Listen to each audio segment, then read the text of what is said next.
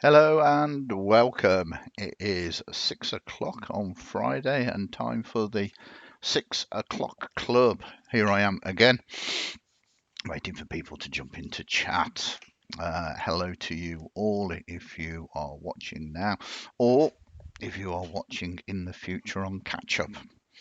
Um, whilst we wait for people to jump into chat, we'll talk about what happened yesterday and move on to what is going on today. So last night, hello Stuart, thanks for jumping in. Hello, any lurkers? Hi there, Kyle. Thanks for shouting out. It's always good to know who's in chat, and feel free to ask questions. Last night we ran 7 till 10 UK time. Our Critical Role Icebreakers game went really well. Very happy with it went. The players enjoyed it. The players smashed it out of the park. They had to rescue a captive on the way to sort of this mountain sort of prison. And they're a fairly high level party, 12th level, so they managed to teleport ahead of the convoy. The convoy got delayed because a bridge had got broken and they were in the process of repairing it. And they came up with very good tactics of waiting for them to wear themselves out, repairing the bridge, crossing, letting them, half of them at least, cross the bridge and then striking. And they got lucky in the fact that I say lucky, they chose to assault the. Hello, Michael. Michael was actually in last night's game. Hi, Sarah, as well, if you are watching. Um, yeah, so they timed it just right. Some of the combatants were across the bridge. The mage was upon the bridge, and then they struck. The bridge had already taken damage, it being having to be repaired, and they managed to take the mage down as she fell to her death down the ravine, and then they unleashed their mighty forces against um, um, the bad guys. These are most definitely sort of villains. Um, some really good role playing and some really good sort of combat. It was a good tactical plan.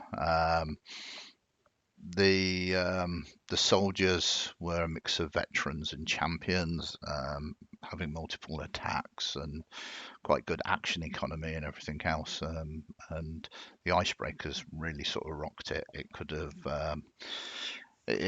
have easily gone a different way. Yeah, indeed. And we left it on a quite a nice little cliffhanger because Michael's character was instrumental in trying to free this captive. Um, they are shipmates, as it were, really. Um, but both of them hide their appearances, and Mantis, Michael's character, has played with the party a good number of sessions now, and no one truly knows what she looks like. And the captive was kind of man in the mask, kind of sort of sealed up with this iron mask upon them, with it's all sort of locked up, and Mantis managed to pick the locks with a fantastic roll. And as it was just about to potentially be opened, that's where we ended the session. So the players might actually get a bit of a reveal. I'm not going to say about what. In 2 weeks' time. So that is that was a nice that was a very nice finish to the game. I felt they were successful. They had their victories, but it's like and it's an in-character reveal as well. So it's always exciting when it's in character. So very much enjoyed it. I hope the players did. A shout out to the players as well. There was Michael, then all the J's actually. There's James and Jack and Joe and Adrian as well. And as I mentioned last night, M. Unfortunately, M couldn't make it. They are feeling a little bit under the weather.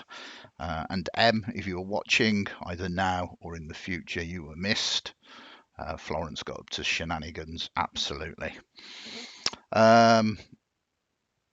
So on that part, it was all good. Um, yeah, I mean they did plan for a bit of shenanigans and heist, getting earrings of message and sort of charms of disguise in effect. Um, but all of that just went out of the window, and they just basically assaulted this convoy of villains. But yeah, we did make the joke that with all them buying these sort of super secret items, it's kind of, are you planning to do some kind of robbery? Another another quite interesting point, and I love it when this kind of happens, is the main cleric of the group, really, when they were discussing their whether they're going to assault these villains or not. This was before they even travelled to the forest to waylay them. He was all sort of right and justice. It was all, no, we should, if they are just purely being paid by the government, then perhaps we should spare them. We shouldn't just execute them or kill them in self-defense. And then promptly went on to ask about how to design, in effect, a ranged version of Alchemist Fire, a sort of napalm bomb. So that was a quick change of attitude, really. I mean, to be fair, he is a cleric of the Ward Domain. Um, um, so it was all in character. It was just a very rapid change indeed, for the sinners, and that they were the bad guys. Absolutely, there was no shades of grey about that. So that was last night's game. I kind of like to sort of do this as a little bit of an introduction and a start to the 6 o'clock club, so that we can get people into chat and make sure that they can hear and everything else before we start going into the main things. Tonight's game, well, the legendary Collateral Damage, again Dungeons and Dragons, 18th level. Currently, they are set in Eberron. So I'm going to do a name check and a shout out to everybody that's playing here tonight, or kind of is playing, because some people might not be around tonight's session. So there's V, there's Stuart, there's Michael, there is Charlotte and Ben and Ryan, and we have a mage that is missing at the moment. Our very good missing mage, which is Richard. Congratulations, Richard. Just so that it's on record, just had I think the first baby. And as we know, nothing disrupts getting around a table more than getting married and having children and everything else. Hopefully, well, we know we've seen pictures of the baby, and the baby is awesome and marvelous and everything else.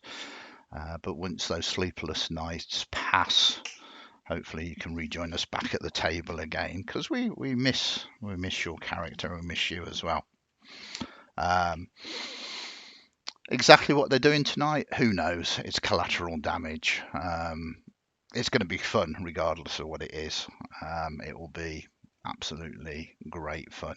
And it's a weekly game, so you'll get to hear me talk about it consistently on every Friday. So that is what happened last night. That is tonight's game. We've also got the weekend games. Absolutely, Stuart. Anything could happen up to the next 3 hours.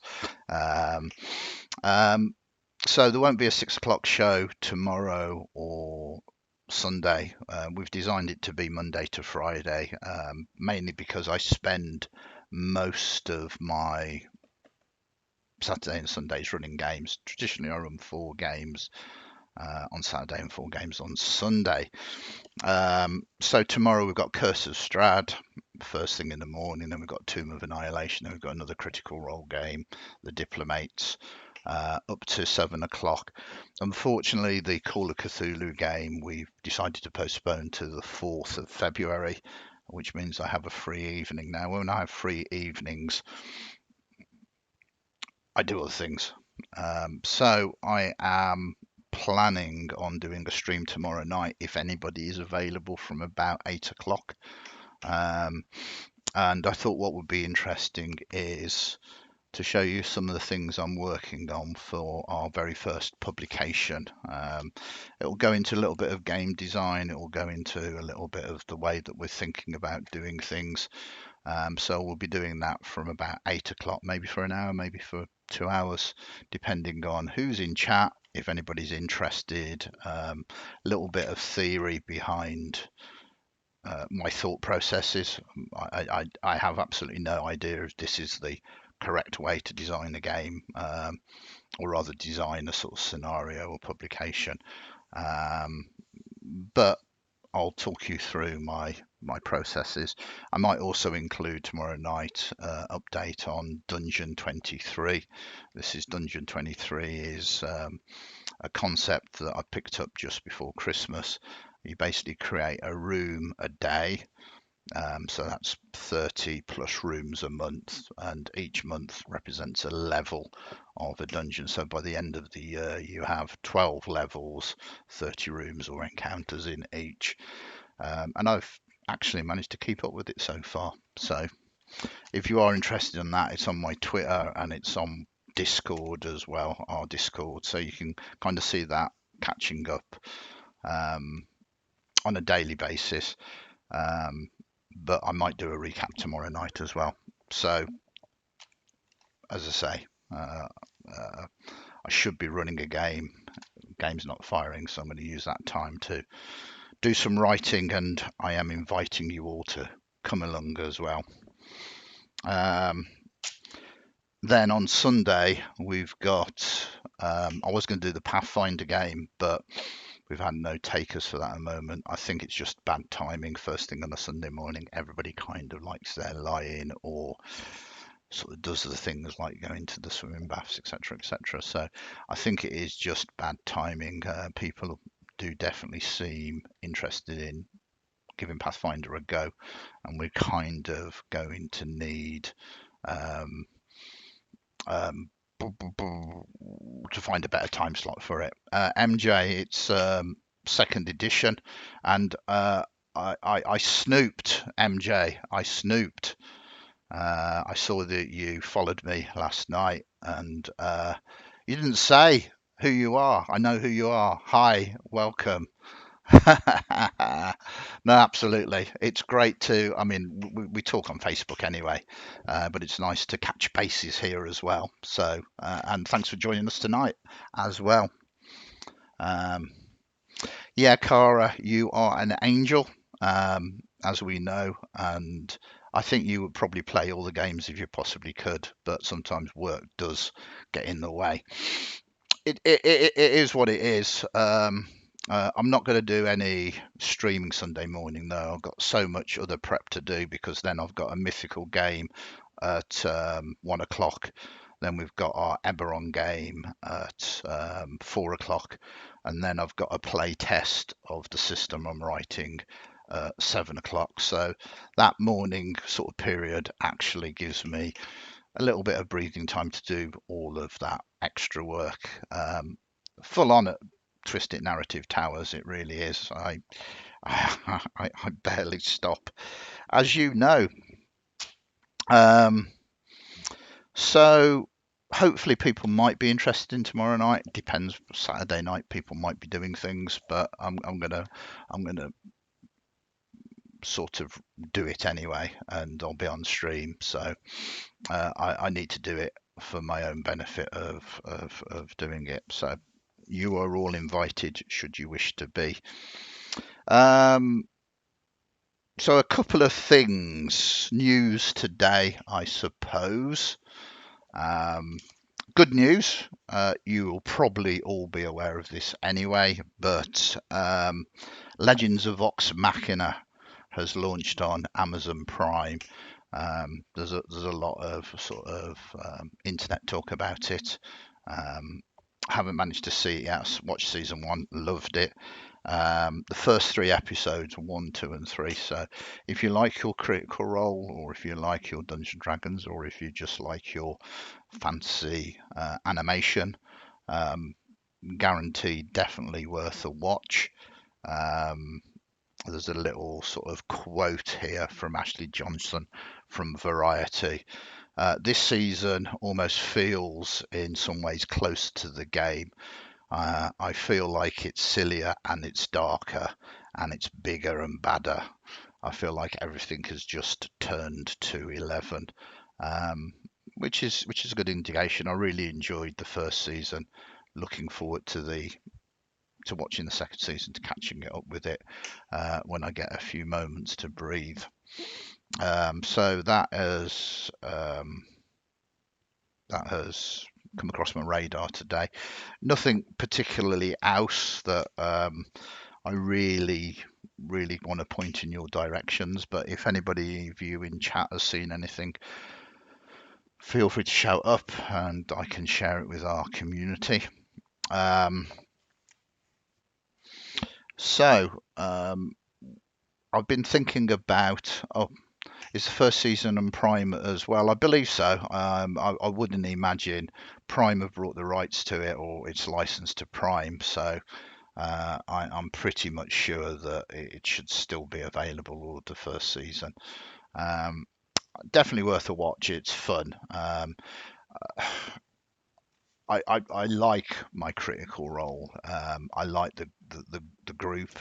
Um, I was very fortunate to be an early adopter to it. So sort of when they first started streaming as Vox Machina, I kind of watched it from the very start, and this was in the early days. I think they were probably on Geek and Sundry at that time.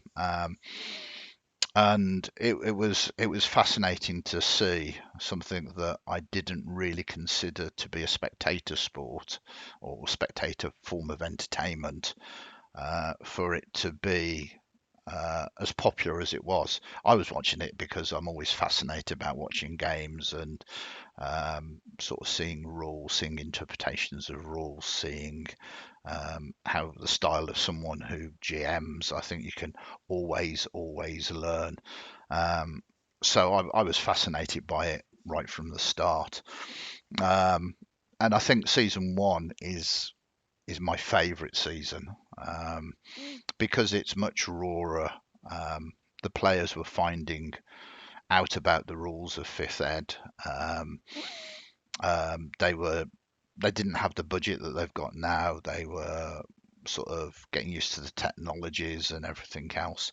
And I mean, it could be argued that they were they were not performing, especially in the earlier sessions, as much as they perform now.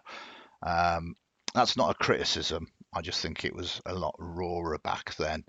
And I don't mind them performing now. I think they're very talented and very entertaining.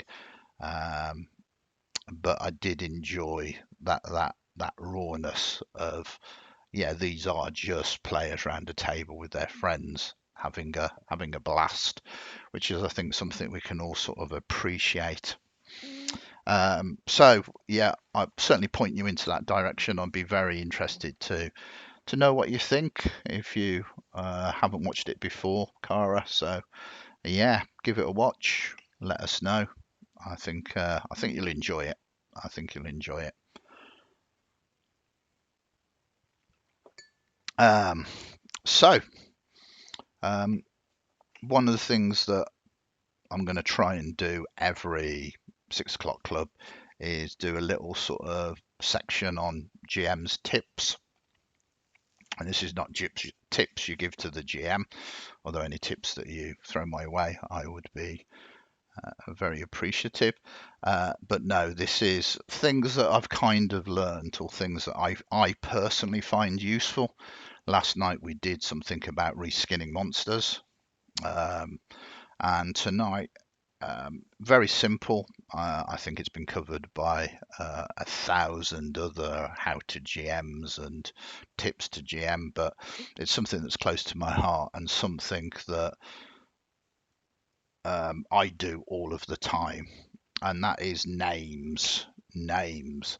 Um, Quite simply, I have a large list of names for whatever system I'm running, futuristic names if it's cyberpunk or a science fiction based game, fantasy based names um, if it's for that kind of genre, but appropriate genre names. And quite often, characters will want to go to an inn or go shopping or track down somebody. And if it's not a sort of NPC that is part of the plot that you've not already named and put into place for them to interact with, it can be quite difficult to think up a name on the spot.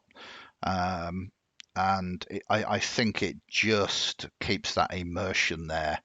If you can just go, right, okay, I'll take that name, throw it in, and that character, that NPC now has a name, and that level of immersion isn't broken. You don't break the fourth wall or anything else, and it looks very much that you kind of are prepared for that sort of eventuality, and that helps that immersion even more because the players don't think, oh, we've caught them out a little bit, they're having to make this bit up. So I recommend keeping a list of names so that you can cherry pick names for that reason. But that isn't the only reason. I think names also can establish a psychological sort of uh, link between the characters and what they are dealing with. So if you have an encounter and they are villains, and we'll say you've got 8 thugs, um, if they are just unnamed thugs, it's fairly straightforward that the characters will perceive them as unnamed thugs and perhaps won't even try to sort of interact with them. If they do try and interact with them, you've got your list of names to sort of throw one in. But if you give those 8 thugs names, suddenly again the immersion is stronger. You suddenly start thinking of how the thugs interact with each other, who's the leader, um, what relationships they kind of have, and what becomes a standard. You come across 8 thugs, what do you want to do? You start thinking about, well, what are they doing? Are they making a camp? Are they hunting? Have they just robbed someone and they have a victim? And suddenly the encounter goes from very generic to starting to fill out a little bit. And I'm specifically talking about kind of throwaway encounters, but dressing them up a little bit more. You can also, some systems use names to good effect. The game we played on Tuesday night, Feng Shui, certainly does use names to great effect. So they have unnamed villains, bad guys, and these are in effect like minions, stormtroopers. And if they don't have names, you like in an action movie, you know that A, they're not going to be able to tell you anything or give you any information, and two, you know that as the hero, you can sort of chop your way through them.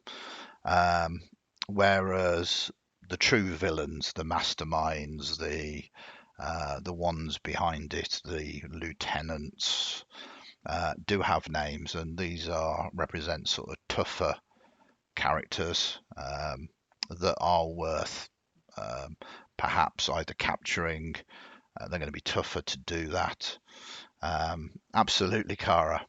Um, so you can signal to players and therefore characters which are the important NPCs by not naming some things, but only naming a few things should you wish to as well.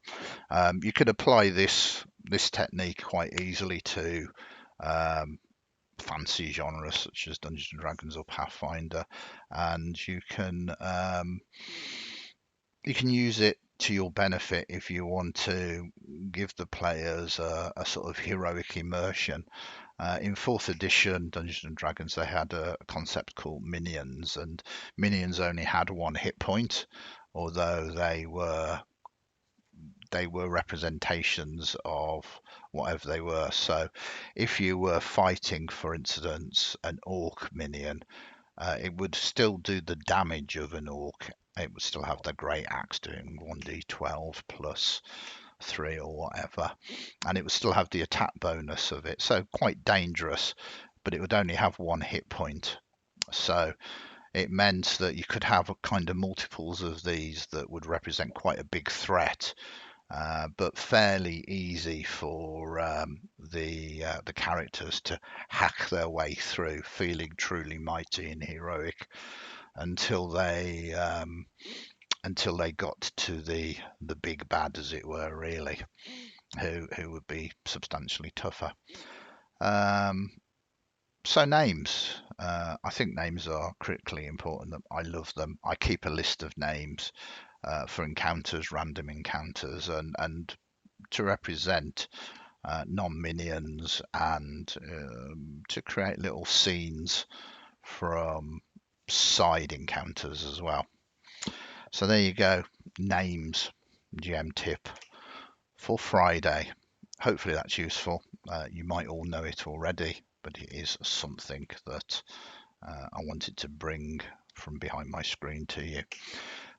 Hopefully we'll do a GM's tip every 6 o'clock club. No, please do. Please do, Stuart. Ask everybody for a name. I'm more than happy for that. I don't know whether you noticed the part where I said I have a list of names, and I have a very, very big list of names. But please, yeah, ask away, and you will get some names. It's quite good as well, because obviously you can theme names to various areas or districts or anything else. I'm looking forward to tonight's game already, Stuart. Absolutely. I often get trolled by all of our players, and that's when I bring the trolls out to troll them back.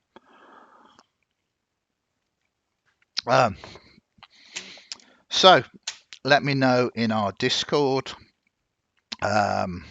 if you're finding any of this useful. We're still finding our feet with the 6 o'clock show.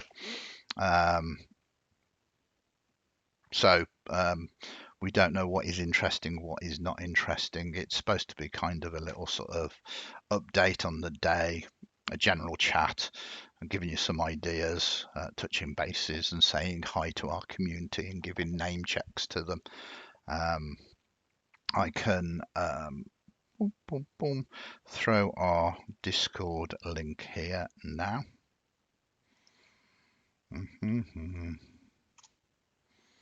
There we go.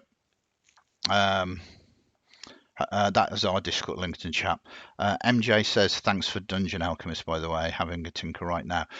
Yeah, on last night's show, I introduced our community to Dungeon Alchemist. It only came across my radar very, very rapidly. Ian, I was right last night, had mentioned it to me because it was on Kickstarter.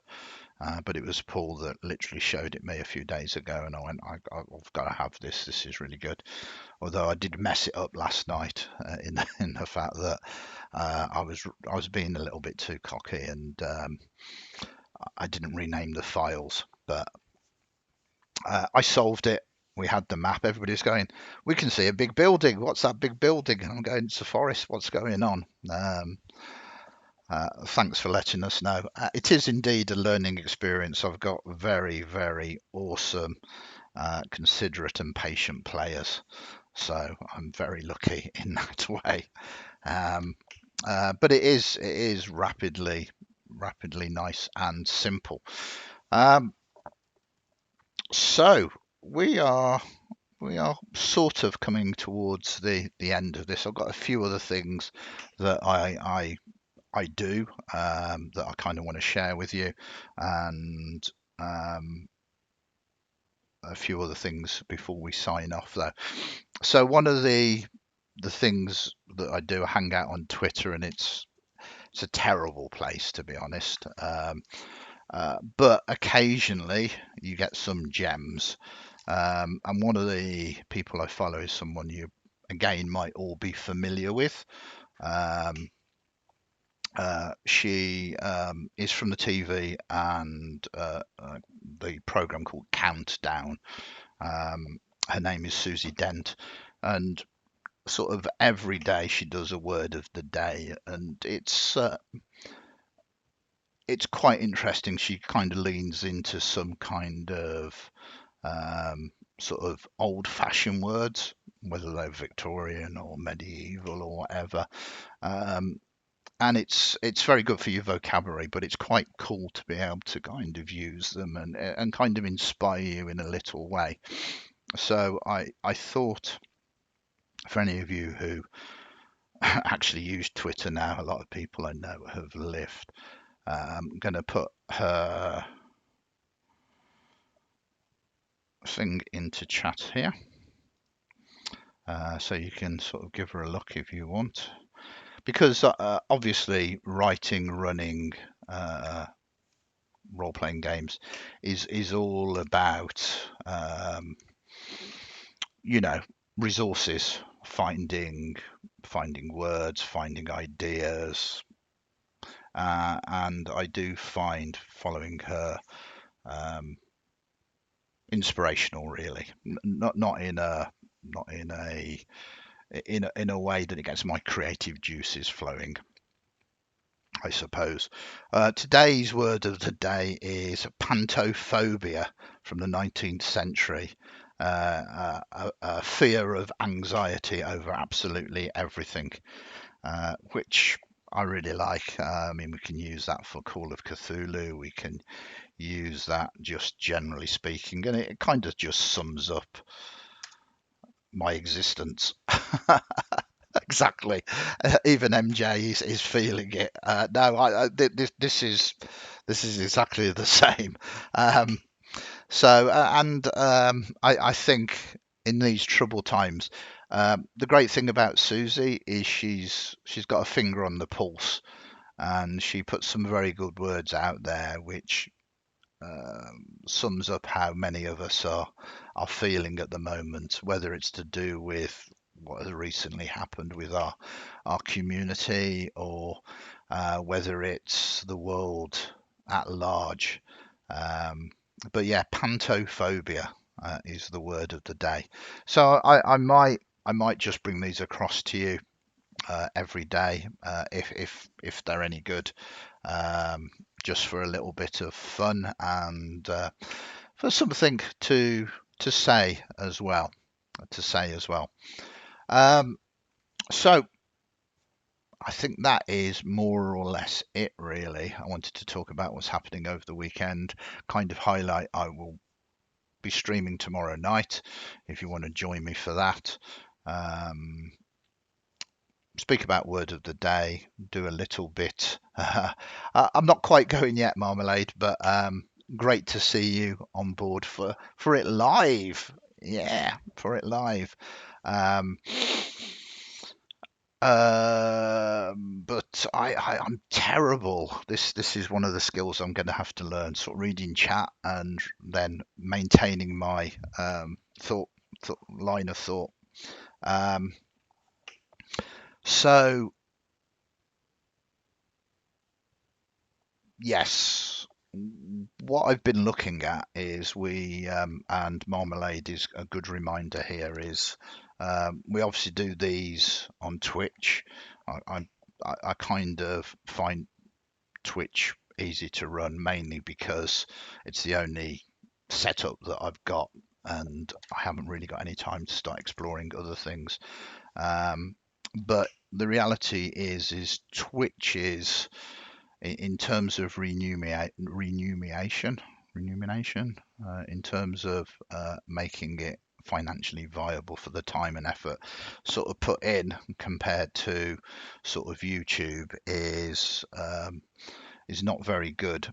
So I'm looking at perhaps moving the entirety to YouTube, or do what I'm doing at the moment, sort of post it across to YouTube. But YouTube's got a very, what seems to me, large entry to be able to monetize it. Um, um, I need to hit 1,000 subscribers. Now, the thing with YouTube is subbing is free, but to me that just feels like a massive, um, a massive hill to climb. Um, so I suppose what I'm doing is a little bit of a plea, first and foremost, to everybody, both here uh, on Twitch at the moment, but um, if you can go to our YouTube channel and give us a sub, uh, it's free to do, but it will really help us towards the future.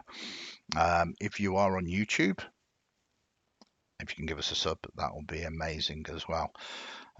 My intentions isn't really to make this sort of clickbait and to do everything else, but it'll be quite nice for if you're enjoying it or finding it useful, or you're part of our Discord community or whatever. It'd be quite nice to be able to sort of monetize it a little bit, because every little sort of helps.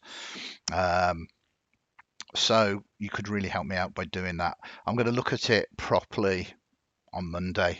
Monday, as everybody in our community is aware, is my day off, which translates to me doing admin and writing. So I'm going to look at it on Monday and kind of see what the best thing to do is. I might even do some giveaways if that is a way towards kind of trying to get those subs. If nothing else, it's kind of something to work towards, or a target. Um, but as always, look after yourselves first. If YouTube is nothing that you, for whatever reason, don't want to go anywhere near, I totally understand.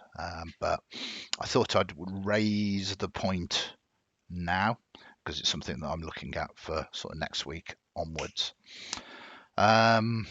Do we have any final questions? Next week it will be a 6 o'clock show, Monday till Friday. Christian will be back for a few of those, which will be great, and I'm hoping to get Matt, who's the other half of our writing team for our publications, to come on, introduce himself, and for us to talk about our plans for product and what we're doing. I'm going to talk a little bit about that tomorrow night as well.